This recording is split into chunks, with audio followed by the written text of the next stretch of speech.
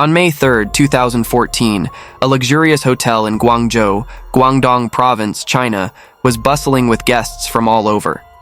Amid the morning rush, the front desk received notification that room 316 had been checked out.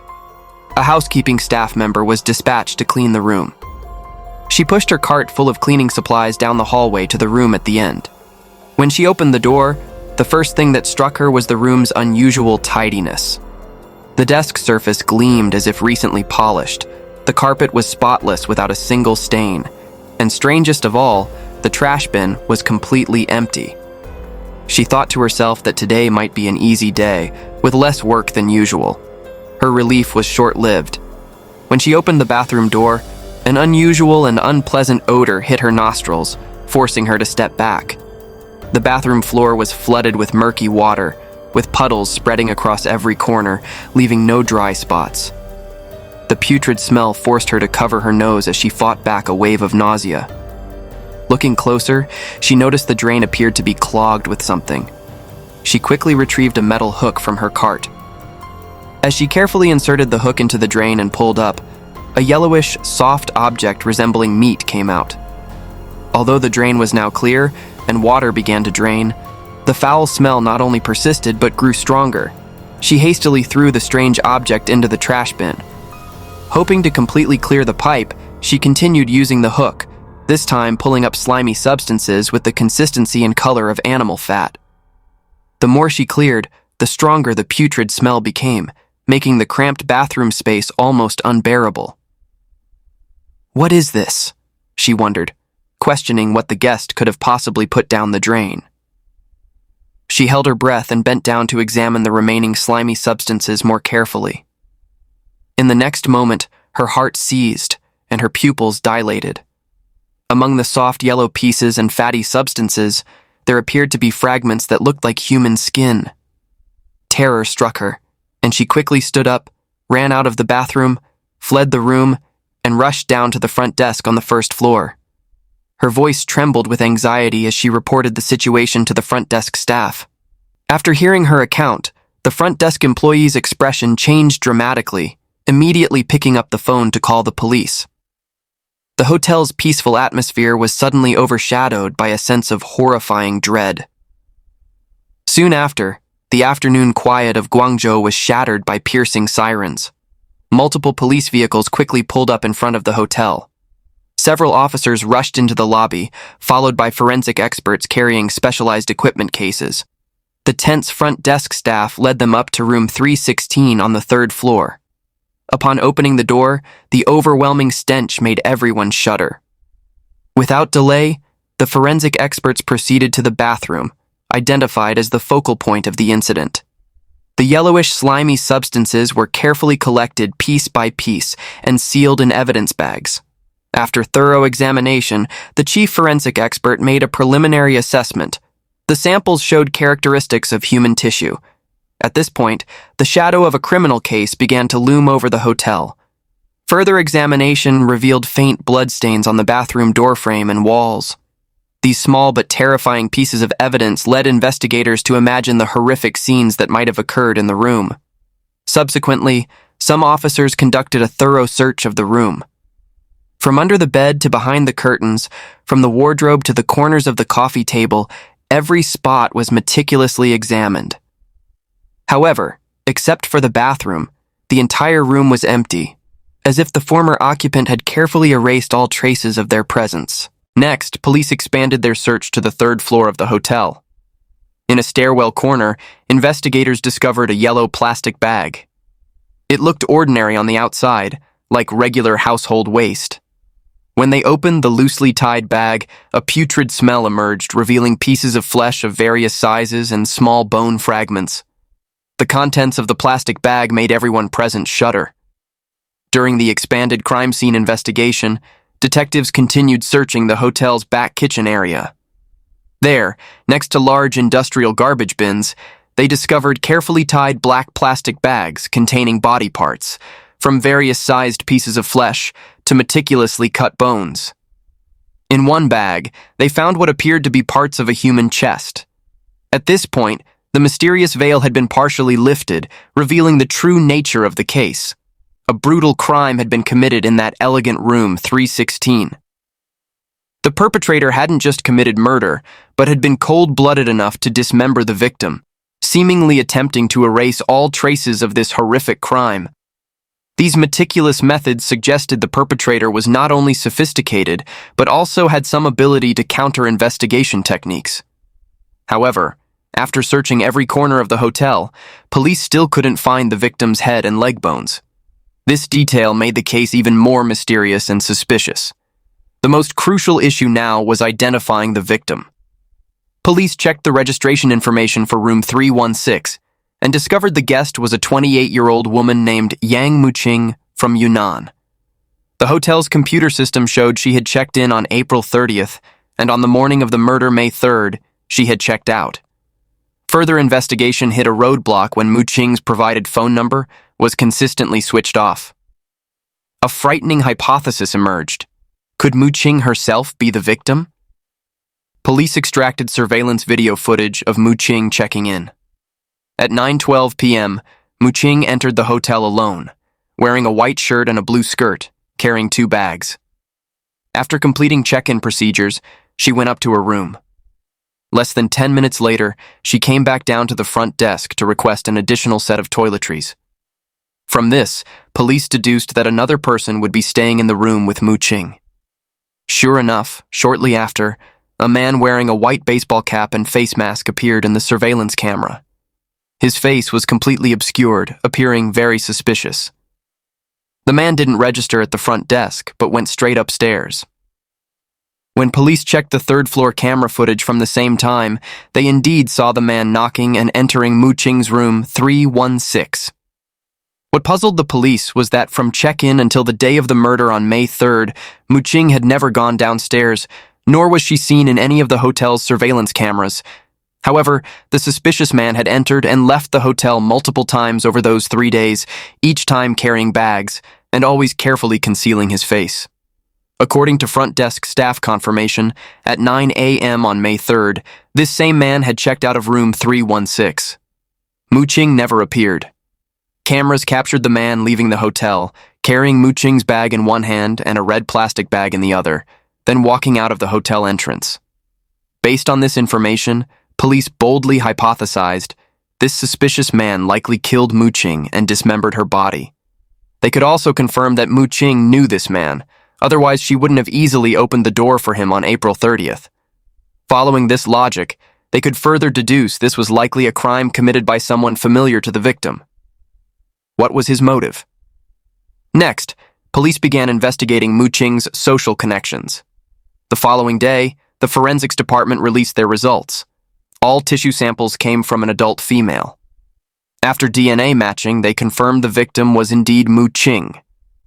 Subsequently, police managed to contact Muqing's family. According to them, they knew Muqing was going on vacation during the May 1st holiday, but didn't know where she was going or with whom. Over the phone, police learned that Muqing was from Yunnan and had worked as an accountant for a state-owned enterprise in Guangzhou after graduating from university. She had good relationships with her colleagues and had never had any major conflicts with anyone. Furthermore, Muqing had been married for several years, and her marriage had been happy. However, a year ago, her life took a dramatic turn when her husband, Cheng Hao, died in a car accident. At that time, Muqing was deeply grieved and couldn't overcome the pain of losing her husband. In fact, she was a very beautiful woman with a good figure, and there was never a shortage of suitors around her. But Muqing couldn't think about such matters in the short term. She even told her family she would never remarry. Therefore, her family believed she couldn't have had a boyfriend. Police brought 2 of Muqing's relatives in Guangzhou to the police station and showed them the surveillance footage of the suspicious man. They said they didn't know him and had never heard Muqing mention any close male friends. Who was this man? And police noticed the suspicious man entering and leaving multiple times, always carrying plastic bags. Could they have contained the missing head and leg bones of the victim? Next, police shifted their investigation focus to the man in the video. They needed to find out where he went after leaving the hotel, hoping to track him through his movement pattern. Police extracted surveillance footage along the route from the hotel. After careful review, they finally found the man appearing at the entrance of a large farmer's market near the hotel. When entering the market, he still carried Muqing's bag in one hand and the red plastic bag in the other. But 3 minutes later, when he left the market, the red plastic bag had disappeared. The man himself quickly vanished from surveillance camera view. This discovery sent chills down the investigators' spines. If this man was indeed Muqing's killer, the red plastic bag he carried likely contained Muqing's missing body parts. If he dumped the bag in the market and market-goers discovered it, it would cause massive panic. And if it was mistakenly thought to be pork bones and taken home, the consequences would be even more horrifying. Since the market had no surveillance cameras and was crowded with people, police immediately deployed personnel to search and question vendors one by one. Finally, in a trash bin at the corner of a pork stall, they found that red plastic bag containing a bone segment. Police took it for comparison and quickly confirmed it was Muqing's thigh bone. After forensics reassembled all the victim's body parts, except for the head, they discovered the perpetrator had dismembered the body very professionally.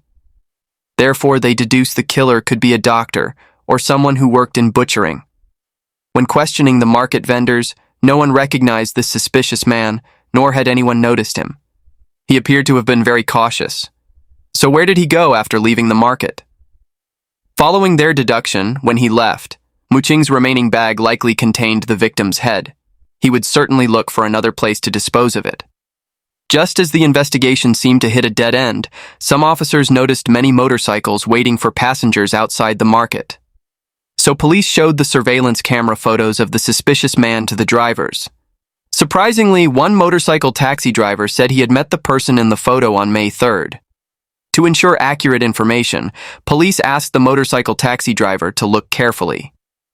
Unexpectedly, the driver was very certain about this. He said he found this person very strange at the time. It was already hot in Guangzhou in May, but this person wore a hat and mask, completely covering himself. He spoke with his head down, his face completely hidden. The reason the motorcycle taxi driver remembered this person so clearly was because he was very generous. He said he wanted to go to Xinfeng village, and when they arrived, he gave the driver 100 yuan, about $15, and said to keep the change. With this important lead, police immediately went to Xinfeng village. After inquiring, they learned there was a waste processing plant in Xinfeng village. It appeared the perpetrator wanted to dispose of the victim's head there. Xinfeng village was originally a peaceful small village on the outskirts of Guangzhou. At a modest hotel in the village, police found the mysterious man from the surveillance video. Surprisingly, when arrested, he showed no sign of panic or resistance. Instead, the eerily calm expression on his face made the investigators even more cautious. In the interrogation room, the killer's profile gradually emerged.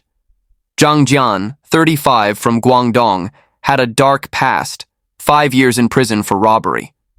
Life after prison wasn't easy. No one wanted to hire an ex-convict, and he eventually found work at a slaughterhouse. For him, this job was just a stepping stone, as the meager salary couldn't satisfy his ambitions. Then an opportunity came, transforming him from a butcher into a professional killer, or as he coldly called it, a paid worker. His answer about how he dismembered the victim made listeners shudder. With a tone as casual as discussing daily work, he explained that his butcher experience made the processing more convenient. The indifference in every word reflected a soul completely hardened to evil. But behind that cold exterior was a cunning mind. In the first interrogation, Zhang Jian skillfully denied any connection to Muqing, only admitting he was hired to kill. When investigators pressed about the mastermind, he cleverly evaded, claiming he had never met his employer. He was clearly lying. Police couldn't wait for Zhang Jian to keep circling around, so they conducted a thorough investigation into him.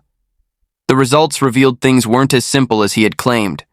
As mentioned earlier, Muqing had been widowed a year ago, and her husband had died in a traffic accident. Coincidentally, the driver who caused the accident was also named Zhang Jian, and this Zhang Jian wasn't just someone with the same name, but was the very Zhang Jian now detained at the police station. Could this be mere coincidence? police discovered that shortly after Muqing's husband's death, Zhang Jun's account had received a wire transfer of 300,000 yuan, approximately $45,000. The person who transferred the money was none other than Muqing. At this point, the case became more complex, as this meant the traffic accident that killed Muqing's husband might have been intentional. Had Muqing hired Zhang Jin to kill her husband? And a year later, perhaps Muqing never expected that she would be killed by the very person she had hired. So, who was Zhang Jian working for this time? Police brought the evidence collected from the traffic accident to interrogate Zhang Jian again. After hours of intense questioning, Zhang Jian finally broke down. He knew what it meant to bear 2 murder charges. Therefore, he confessed everything at once, hoping for a reduced sentence. According to Zhang Jian's confession, the 2 cases were connected. The truth was shocking. Zhang Jian admitted that the car accident a year ago was indeed not accidental. At that time, Muqing had paid him 300,000 yuan to run over and kill her husband, Cheng Hao.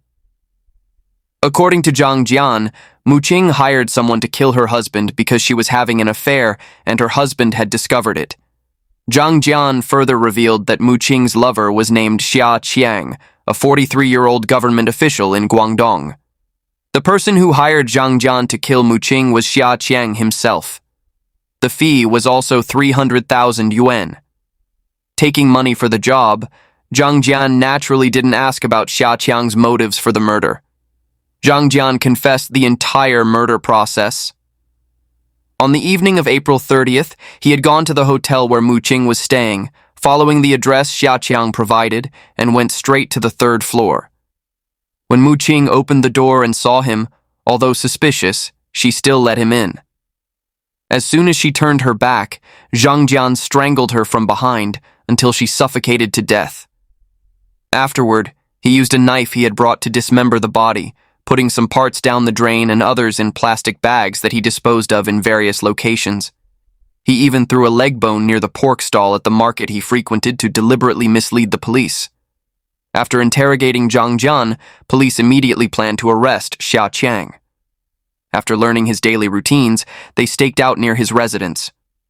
When Xia Qiang appeared at the back door after work hours, several plainclothes officers immediately rushed forward and successfully apprehended him.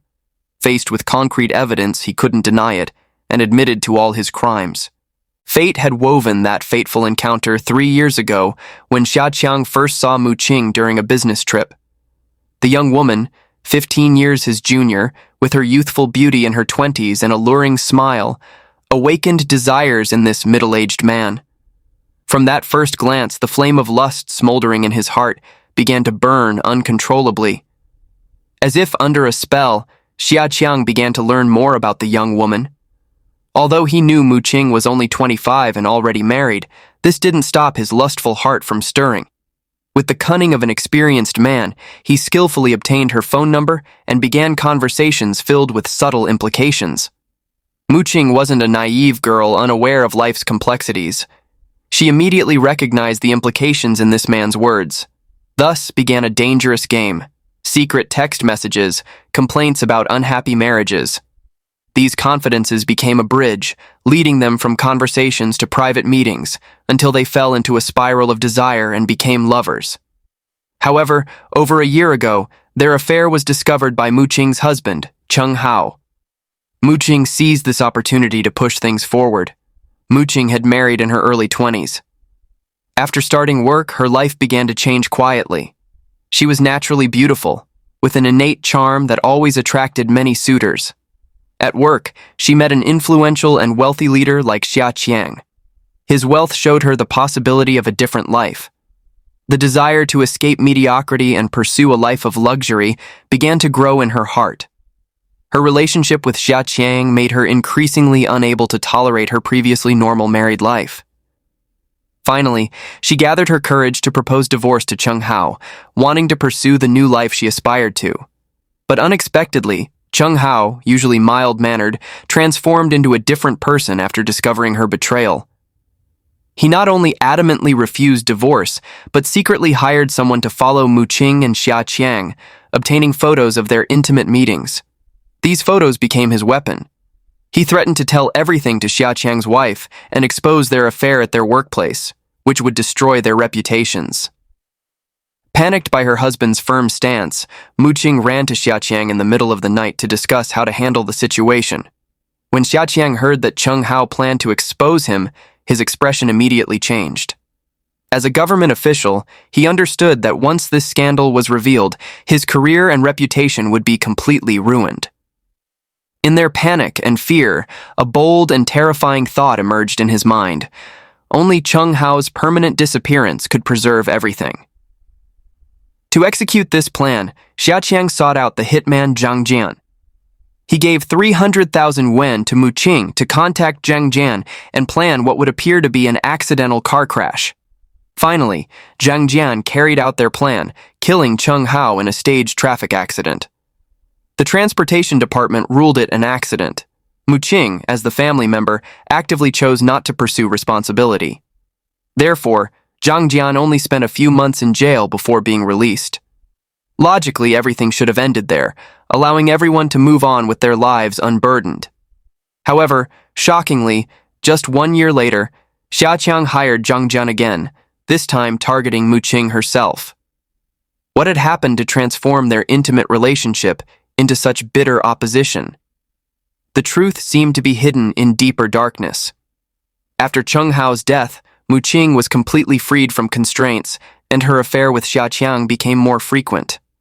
However, in this unacknowledged relationship, Muqing became increasingly lost. She grew tired of their secretive life, unwilling to remain just a mistress who couldn't go public. For Xiaqiang, she had even participated in killing her husband, but now found herself still powerless. She began frequently pressuring Xiaqiang to divorce his wife, even threatening to reveal their secret about the hired murder, causing their relationship to become tense. But Xiaqiang never intended to marry her. For him, his relationship with Muqing was just an extramarital pleasure. He feared becoming someone despised by society for abandoning his wife and children, and could only pacify Muqing by saying divorce needed time. However, Muqing had long seen through his excuses. She made a final demand. He must divorce within 1 month, or she would confess everything to the authorities. At this point, Xiaqiang found himself cornered, especially during a crucial time when he was being considered for promotion. He realized Muqing had become a potential threat that needed to be eliminated. Therefore, Xiaqiang once again sought out Zhang Jian, paying him 300,000 yuan for the job. He fabricated a story about divorce, arranged to meet Muqing during the May 1st holiday for a celebration, then shared the plan with Zhang Jian. On the evening of April 30th, Muqing excitedly arrived at the hotel, dreaming about the beginning of a new life, but never expected that after that phone call, death awaited her instead of her lover. Within just 20 minutes, Muqing was brutally murdered, her life ending amid her illusions about the future, leaving only what Xiaqiang and Zhang Jian thought was their perfect crime plan. After the police unveiled all the truth, the interrogation room fell silent. Police asked Xiaqiang if he had anything to say. Initially thinking he might show some remorse, Xiaqiang just smiled coldly, raising his head and shifting all blame to others. He said through gritted teeth, "If Muqing hadn't kept seducing me, none of this would have happened. She's the one who caused everything." His tone was full of resentment, as if he were just an innocent victim pushed by fate. Xiaqiang's coldness and blame-shifting shocked and angered those present. In 2015, Muqing's case went to trial. The court determined that Xiaqiang and Zhang Jian's crimes were extremely serious, with heinous circumstances and no mitigating factors. Both were sentenced to death and stripped of their political rights for life. When the sentence was pronounced, the sound of the gavel echoed, the voice of justice finally putting an end to this horrifying case. The two instances of hired murder in Muqing's case were like a thriller crime drama in real life, making people reflect on the complexity and darkness of human nature. Such a case within a case might be too extreme even for fiction, yet it happened right before our eyes. Cheng Hao chose threats to control the situation rather than accepting divorce, but this brought about his own death. Muqing, in pursuit of so-called love, didn't hesitate to use extreme measures to remove obstacles. only to die at the hands of her lover. Zhang Jian, cold and heartless, treated human life as a commodity for trade. His lack of morality makes people shudder, and Xia Qiang embodied greed and lust.